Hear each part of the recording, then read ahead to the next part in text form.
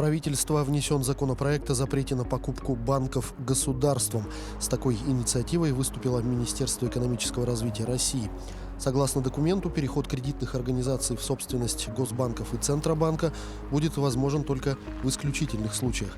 Таким образом, в случае принятия поправки государство будет ограничено в возможностях покупки акций или долей в организации финансового сектора.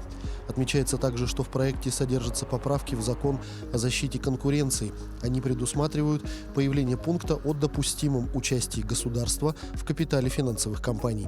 В случае совершения сделки по приобретению акций финансовой компании покупателем с государственным участием 50% и выше, такая сделка может признана ничтожной. В Минэкономразвития уверены, что поправки станут поддержкой для частных игроков. Средняя сумма штрафов и пений в случае неоплаты ЖКУ за время пандемии не может превышать 1000 рублей. Об этом сообщил замминистра строительства и ЖКХ Максим Егоров. С января отменен мораторий на штрафы и пени по неоплате коммуналки. Все старые правила вновь вступают в действие. Теперь снова будут начисляться неустойки, пени и штрафы за неоплаченные коммунальные услуги, включая электроэнергию. Снято ограничение на предоставление этих услуг в случае долгов. Чиновник также добавил, что платежная дисциплина, несмотря на пандемию, улучшилась. Степень задолженности по жилищно-коммунальным услугам снизилась на 14% в сравнении осени 2020 года с осенью 2019.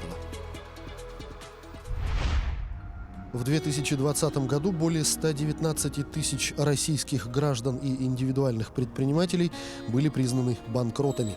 Согласно информации Единого федерального реестра сведений о банкротстве, в 2020 году число прошедших процедуру увеличилось на 72,5% по сравнению с 2019 годом.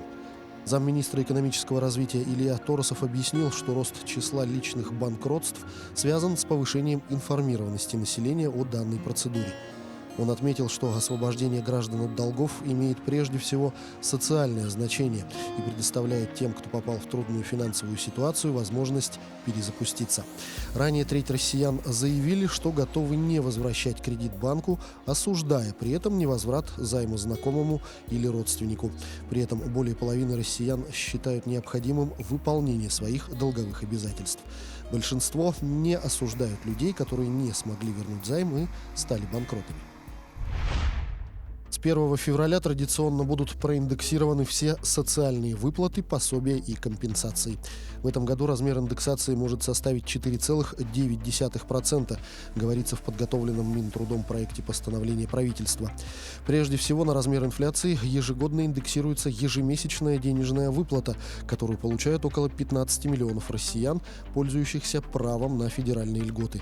К таким людям относятся инвалиды, ветераны боевых действий, лица, подвергшиеся воздействию радиации, герои Советского Союза и России, а также герои социалистического труда и некоторые другие категории льготников.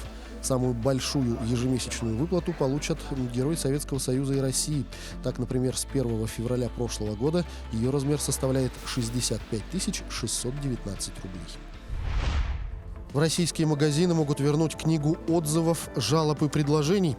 Инициативу выдвинул Союз потребителей. Идею поддерживает и Роспотребнадзор. Любая коммуникация с покупателем необходима, отметили в службе. По мнению авторов инициативы, жалобную книгу необходимо вернуть в магазины уже в этом году. С 1 января 2021 года в России вступили в силу правила реализации товаров по договору розничной купли-продажи. Они содержат новый перечень обязанностей для торговых точек, и среди них уже нет требования иметь книгу жалоб.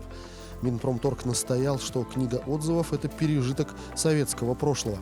Но в Союзе потребителей уверены, что не все покупатели общаются в интернете и вообще имеют доступ к нему для обозначения своих претензий.